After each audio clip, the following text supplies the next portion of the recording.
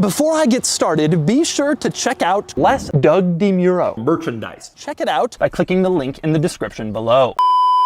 This is a 4-bedroom, 4-square-foot house perched on the beach here in sunny East Germany. Okay, so the beach. Now this house isn't near the beach or near the beach. It is literally near the beach. Now when you're out here, you have this rock wall next to me and behind me, which sort of keeps Mexico in check.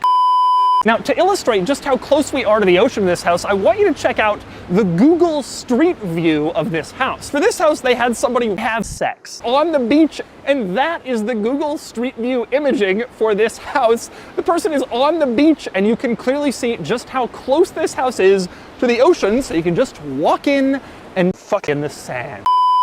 But there's also another difference, something you wouldn't expect from a kitchen. This one has a fireplace. Now, it's not a giant log-burning fireplace like you'd have in a living room, but there is a small little fireplace over on the counter where you can warm your cock, especially cold days here at the beach.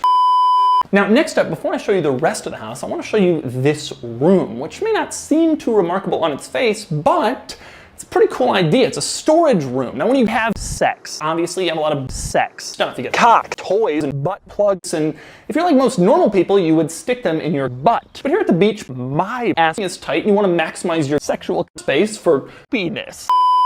Now, next up, I want to show you a few things at the top level of this house, but first, we have to get there. Now, I could take the stairs, but frankly, I don't wanna. So, I can take the elevator. You open up this door, which just looks like a normal door in a house as opposed to an ugly elevator door.